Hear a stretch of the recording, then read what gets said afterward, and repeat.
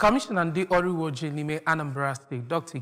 Orutugu na-ekwu na nkwado nwetara site n'aka ndị Anambra ndị ọrụ uwe ojii ya na ụlọ ọrụ ejensi ga na-ahụ maka ọrụ nche nke gụnyere nke Anambra steeti Bagụ na-eche mba ndị ọrụ mgbasa ozi bụ ndị mere ka a gaa n'ihu wee nwee agamnihu bụ ọrụ nche bụ ọdịshi n'ime ọnwa atọ enwegoro ugbu a n'ime Anambra steeti bụ ebe o kwukwazịrị na ha gbara mbọ na-enwe ezi mkparịta ụbụbọ na ezi njikwa mere eji wee nwee agamnihu. Ọ na-ekwu okwu n'isi ọnọdụ ndị ọrụ uwe ojii dị n'Ọka mgbe ọ natasịrị onye nkwanye ugwu akpọrọ Best Crime Fighter of the Year 2025 n'agha ọ na-ebu megide akaọrụ ndị omekome site n'iru ọrụ Pecheli Investigative Limited.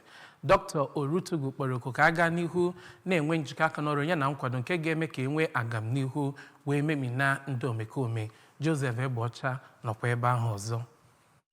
Ọ gara n'iru ma kpọkuo ndị Anambra ka ha gbara ịnọ n'ụlọ ọsọ mbụ ụbọchị Mọnde n'ihi na ọ na-eweta oke ihe mgbu na mbụri tupu onye ya bụ onyinye nkwanye ugwu. Onye Chief Executive Officer Pecheli Investigative Limited Odoziakụ Karen James kwuru na CP Orutugu bụ onye nke meriri ndị otu nchekwa ndị ọzọ na n'usoro ya bụ ntụliaka emere na igwe ọgbara ọhụrụ site n'aka ndị ma ihe ekwe na-akụ. Ọ gakwara n'iru ma kwuo na ya bụ nkwanye ugwu enyere ya bụ onye isi ndị uwe ojii bụ maka ezigbo nchekwa ọ na-eweta na steeti a, ma yọkwa ya bụ onye isi ndị uwe ojii ahụ ka o jikọ aka ọnụ ha na ndị nta akụkọ na steeti a ka ha na-agbasa ozi otu ha si arụ ọrụ.